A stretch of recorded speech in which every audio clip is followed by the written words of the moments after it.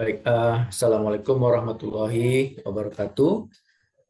Jadi kita mulai perkuliahan minggu ke-7, melanjutkan dari perkuliahan teknik pekerasan jalan. Sebelumnya saya akan share screen dulu.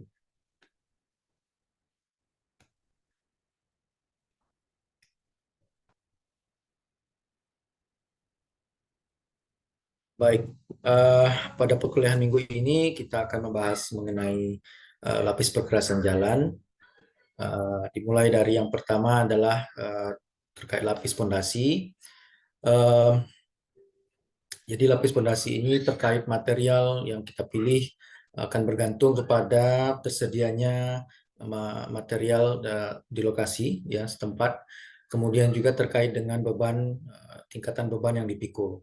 Nah, terkait jenis-jenis material bisa kita gunakan yang pertama adalah berupa agregat yang dipakai sebagai lapis pondasi, bisa juga berupa sistem makadam. Kita sudah membahas apa itu sistem makadam sebelum pada pertemuan kedua atau ketiga.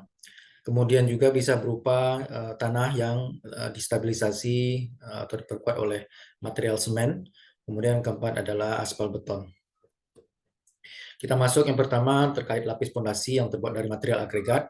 Nah, pada lapis pondasi ini dapat dihamparkan di atas, yang pertama adalah lapis tanah dasar, kemudian bisa juga dihamparkan di atas lapis perkerasan berupa aspal, yang dimana pada kondisi ini khusus dilakukan jika yang pertama lapis aspal sudah mengalami kerusakan yang berat, atau juga apabila lapisan aspal berupa tambahan yang diperlukan ternyata memiliki ketebalan yang cukup tinggi sehingga memerlukan biaya yang mahal.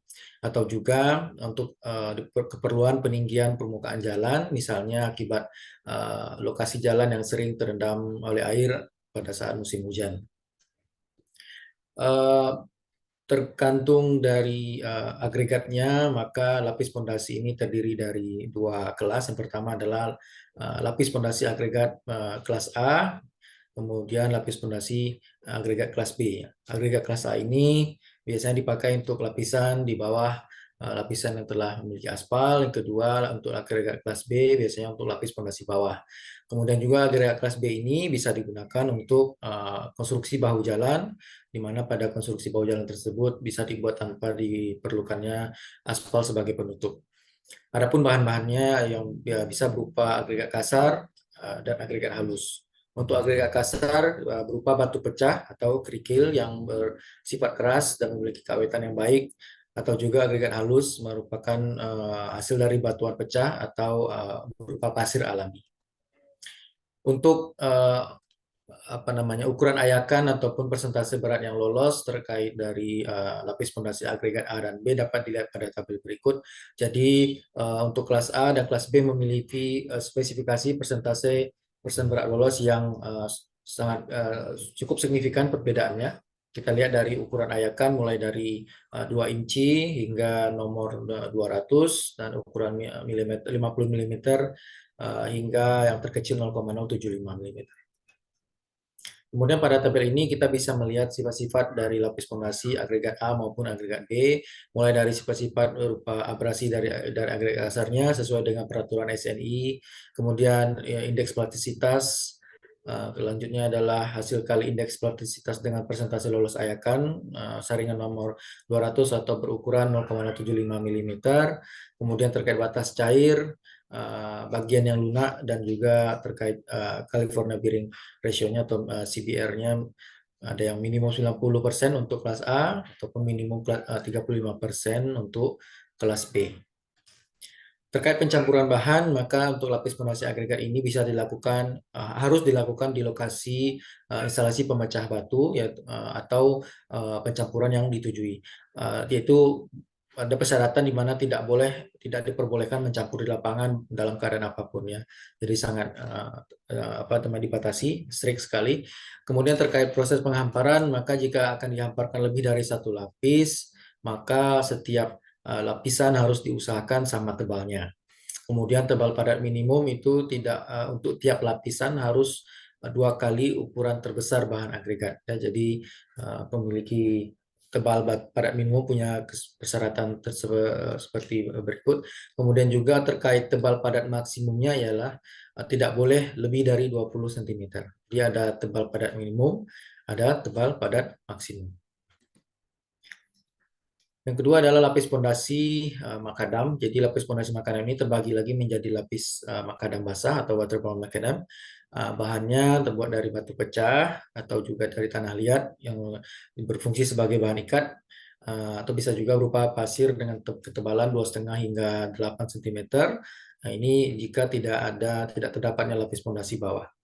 Proses pelaksanaannya yang pertama adalah batu pecah dihamparkan, lalu dilakukan penggilasan, kemudian bahan ikat dapat ditaburkan ya sambil kita siram air secukupnya, di mana proses ini diperlukan untuk membantu kemudahan dari masuknya butiran bahan ikat itu ke rongga antar agregat. Ya, jadi butuh bantuan ya, tidak bisa tanpa siraman air.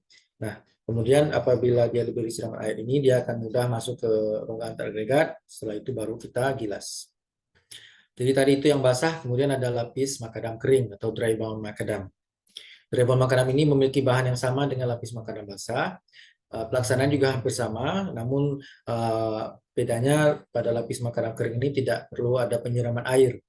Ya, jadi untuk itu diganti dengan cara penggunaan alat pemadat yang bisa diberi getaran atau vibrasi. Jadi tidak perlu proses penyiraman air. Yang ketiga adalah lapis penetrasi. Ya, jadi kalau tadi lapis pondasi, ini adalah lapis penetrasi. Bahan-bahannya berupa batu pecah dengan gradasi yang terbuka atau biasanya memiliki ukuran tunggal, satu single size saja. Atau juga dari batu pengunci dengan ukuran seragam. Kemudian ada aspal cair sebagai bahan pengikat.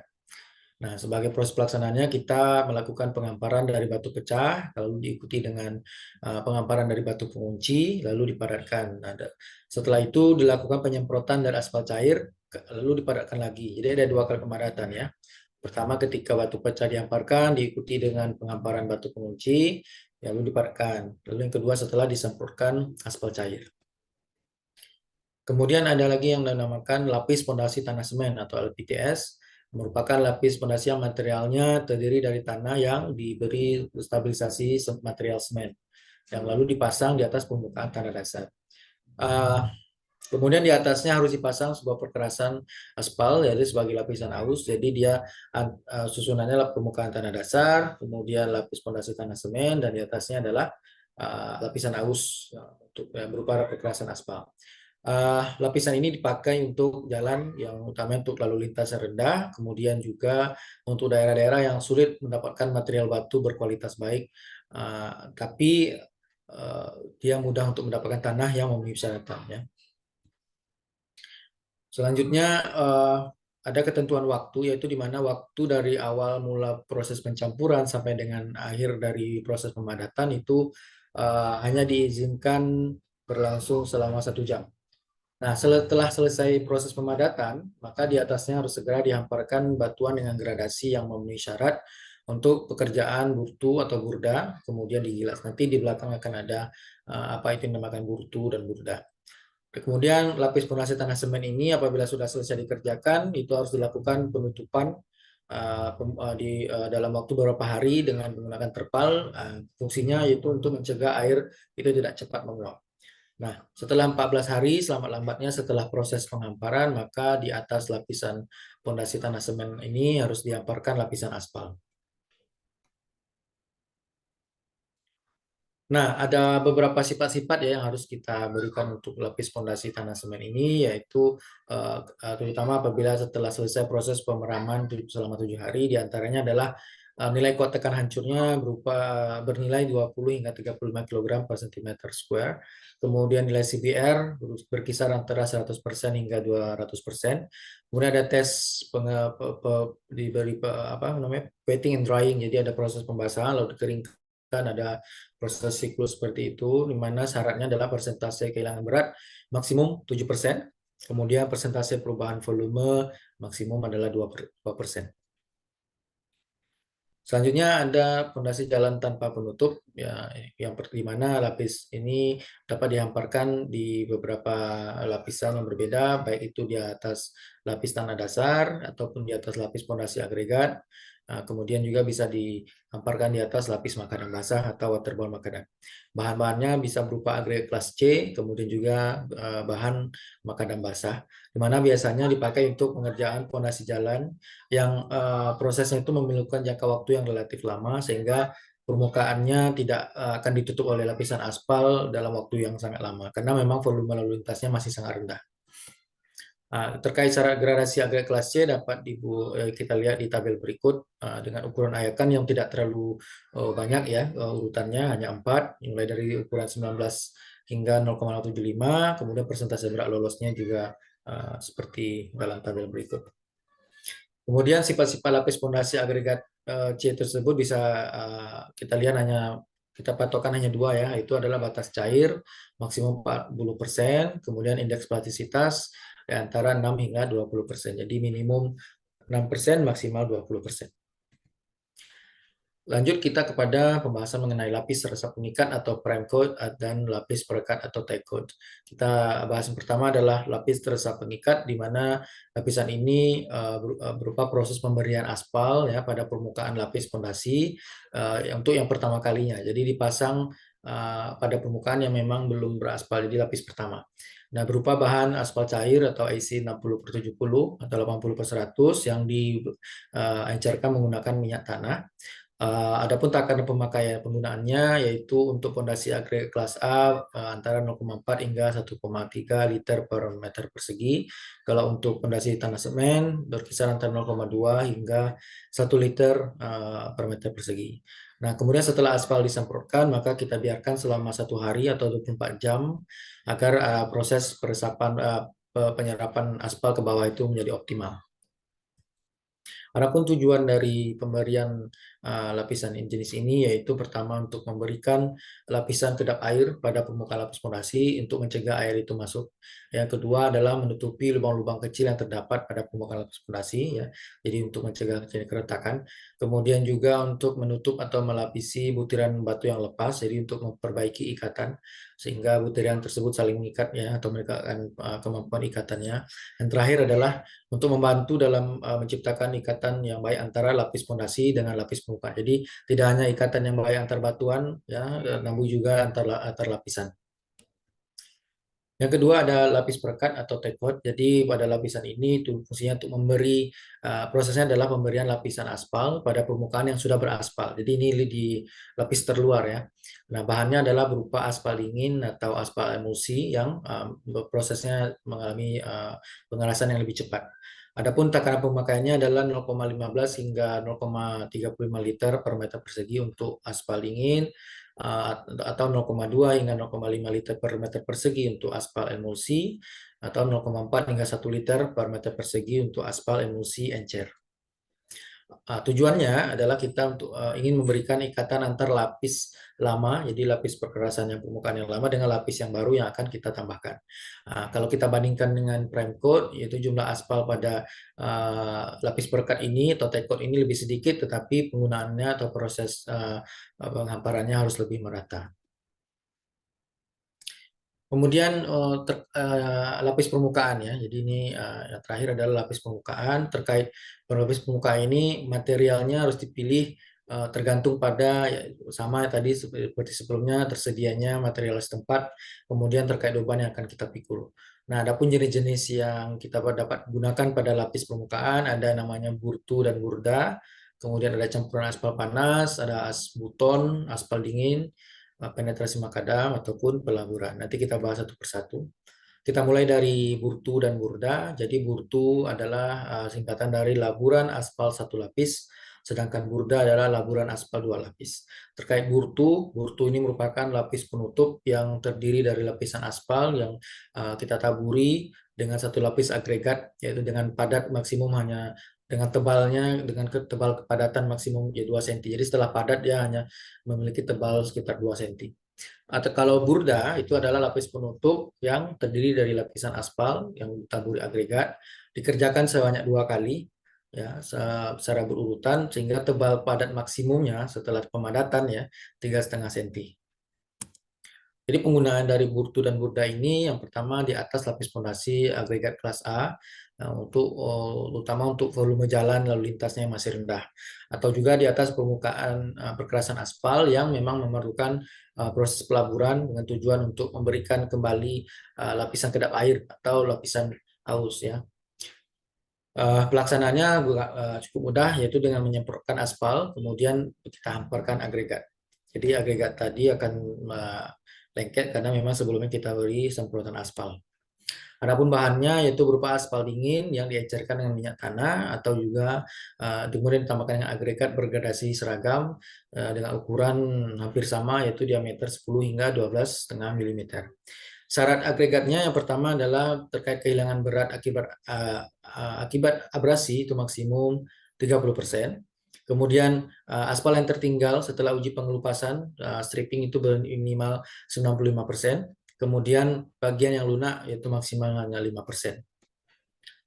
Untuk syarat ukuran agregat burtu, yaitu ukuran nominalnya 13 mm dan ukuran terkecil rata-rata berkisar antara 6,4 hingga 9,5 mm, sedangkan persentase lolos saringannya 4,75 mm.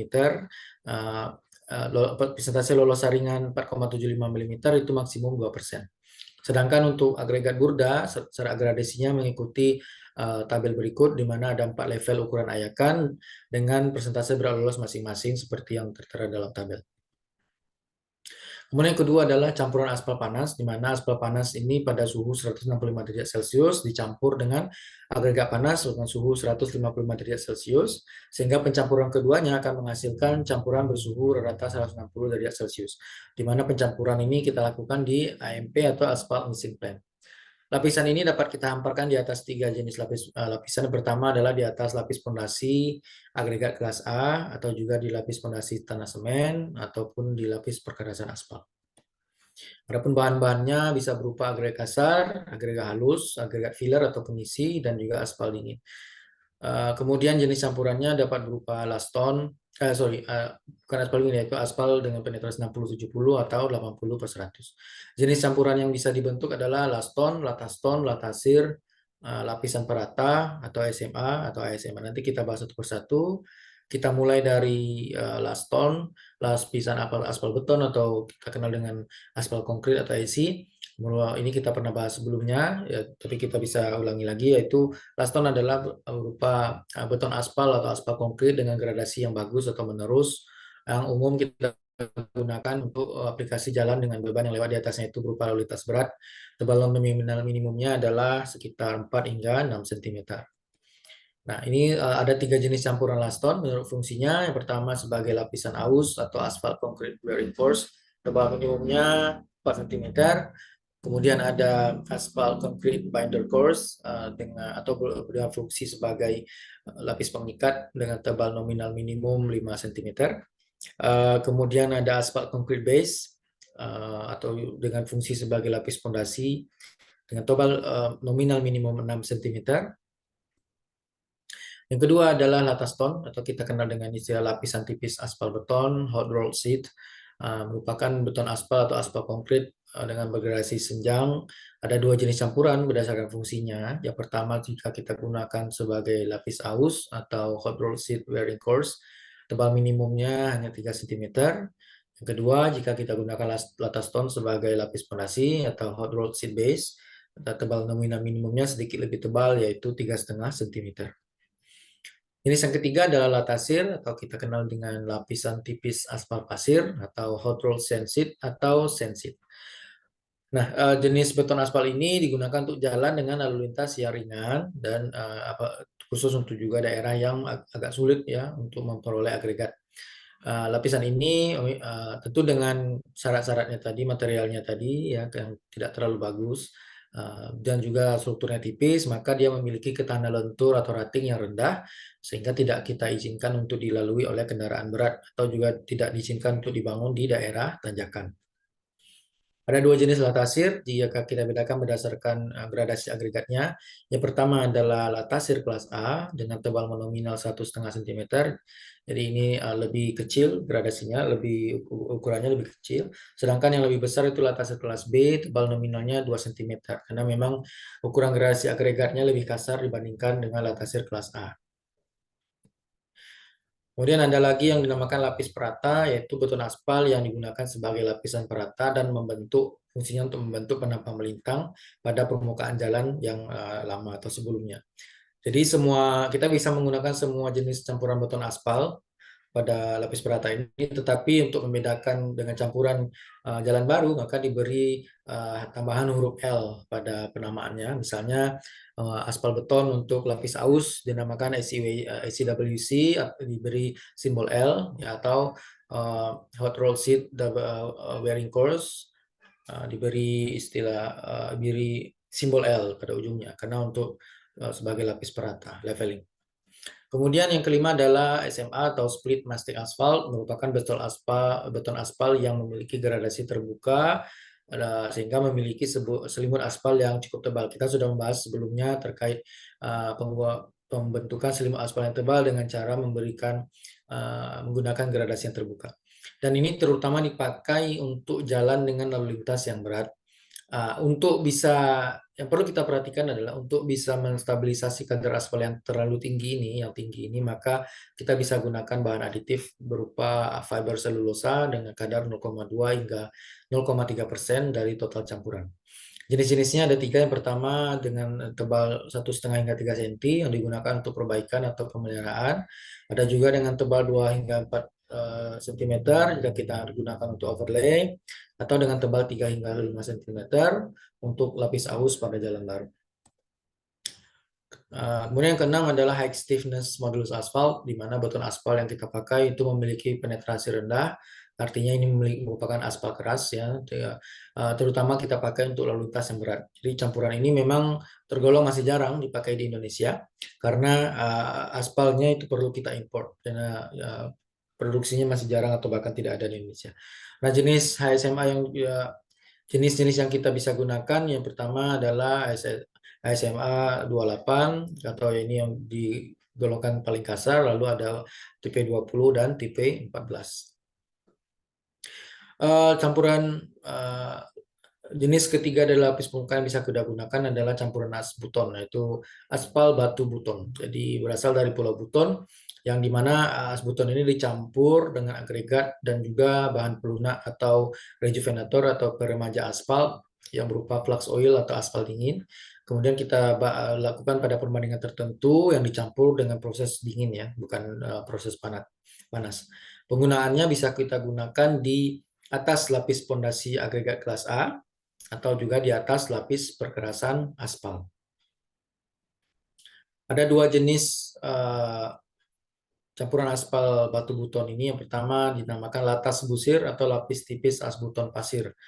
Mungkin mirip-mirip dengan latasir, ya, latasir yang sebelumnya kita bahas, di mana pada latas busir ini sama-sama menggunakan lapisan tipis, ya, dan juga ada pasirnya digunakan untuk jalan dengan lalu lintas yang rendah, atau lapis asbuton agregat digunakan untuk jalan dengan lalu lintas yang lebih tinggi. Jadi tadi yang sebelumnya menggunakan pasir sebagai agregatnya, yang ini menggunakan agregat yang lebih ukuran besar, ya. Jadi memang kedua jenis ini tergolong kurang baik jika kita gunakan untuk daerah yang kemiringan atau ketanjakan, daerah tanjakan tinggi ataupun di daerah dengan jumlah tikungan yang banyak. Nah, yang kita pahami juga bagaimana pelaksananya, yaitu mulai dari pencampuran, kita harus ingat dilakukan pada suhu ruangan. Kemudian sebelum dihamparkan harus ada proses pemeraman, ya, sampai 3 hari lamanya. Tujuannya supaya bahan pelunak itu meresap ke dalam butiran asbuton. Nah, jadi untuk proses pencampuran, jadi kita ambil agregat 100%, dicampur dengan bahan pelunak, tapi cukup 25% dahulu. Lalu kita campur selama ada waktu 1 menit. Setelah itu kita campurkan asbuton 100%, jadi, lalu dicampur lagi selama 1 menit. Baru setelahnya ditambahkan bahan pelunak sisanya, yang awalnya baru 25%, lalu berarti yang terakhir kita campur dengan 75%. Kita campur lagi 1 menit, lalu setelah selesai kita peram selama 3 hari atau 3 kali 24 jam. Yang keempat adalah campuran aspal dingin, yaitu adalah proses ini agregat kita campur dengan aspal dingin. Campurannya berupa campuran tipis, bergradasi terbuka dan atau bergradasi rapat. Jadi ada 2 gradasi yang bisa kita gunakan. Pemakaiannya bisa kita gunakan untuk pekerjaan pemeliharaan atau perbaikan atau juga pelapisan permukaan jalan. Bahan-bahannya bisa berupa agregat kasar, kemudian agregat halus, dan juga aspal cair jenis MC atau medium curing, atau juga aspal emulsi jenis medium setting. Kelima adalah penetrasi makadam leveling. Jadi tadi leveling perata ya. Jadi pekerjaan berupa pekerjaan penetrasi makadam leveling dengan menghampar 2 lapisan agregat yang berbeda gradasinya, di mana masing-masing lapis itu distabilisasi dengan aspal di atas permukaan yang telah kita siapkan. Jadi tujuannya untuk membentuk permukaan atau leveling atau memperbaiki kondisi dari permukaan jalan. Adapun bahan-bahan yang bisa kita gunakan yaitu pertama adalah agregat kasar yang kita hampar di lapisan pertama, kemudian kita hamparkan lagi selanjutnya adalah agregat halus sebagai material pengunci, ya. Kemudian barulah berupa aspal ya dengan tipe IC 6070 atau 80/100 atau juga aspal dingin dengan tipe MC 800 atau MC 300. Nah, urutannya, yaitu urutan pelaksanaannya, pertama kita lapis permukaan itu kita beri lapis perekat, tadi istilahnya apa, tekot ya. Kemudian ada agregat kasar kita hamparkan, lalu kita padatkan di atasnya. Kemudian kita siram aspal panas, kemudian kita beri agregat halus yang dihamparkan, lalu kita padatkan. Nah, di atasnya baru disiram aspal panas, barulah kita tabur pasir kasar ya, tanpa perlu dilakukan pemadatan. Nah, yang keenam adalah pemeliharaan dengan proses laburan, di mana pekerjaan laburan ini berupa laburan permukaan dengan aspal, kemudian ditaburi agregat. Nah, pekerjaan ini dapat kita lakukan 1 atau 2 kali, tergantung dari kebutuhan di lapangan. Bahan-bahannya berupa aspal, baik itu aspal semen ataupun aspal emulsi, dan dicampur dengan agregat. Tujuannya untuk memelihara permukaan jalan, baik itu untuk menutup retakan yang berukuran kecil, atau mencegah lepasnya agregat, jadi memperkuat ikatannya, dan juga membuat permukaan menjadi kedap air. Nah, itulah tadi pembahasan mengenai lapis perkerasan jalan. Kita mulai dari lapis fondasi, kemudian ada prime coat, tack coat, dan terakhir adalah lapis yang di atas, lapis permukaan. Jadi ada berbagai macam jenis dengan material dan prinsip yang berbeda-beda. Nah, semoga ini menjadi tambahan pengetahuan dan juga perkaya pemahaman adik-adik semua terkait mata kuliah teknik perkerasan jalan. Jadi ini adalah materi untuk minggu ke-7. Terkait untuk materi ujian itu nanti akan dijelaskan atau diberi informasi oleh Bu Rahma di grup untuk terkait materi-materi yang diujiankan. Jadi saya ucapkan selamat mempersiapkan ujian tengah semester ya, dan saya harap adik-adik semua mendapatkan hasil yang memuaskan, persiapkan dengan baik. Dan jika ada hal yang perlu dijelaskan lagi silakan ditanyakan di grup, dan semoga lancar hingga akhir. Itu saja dari saya. Sekali lagi good luck. Assalamualaikum warahmatullahi wabarakatuh.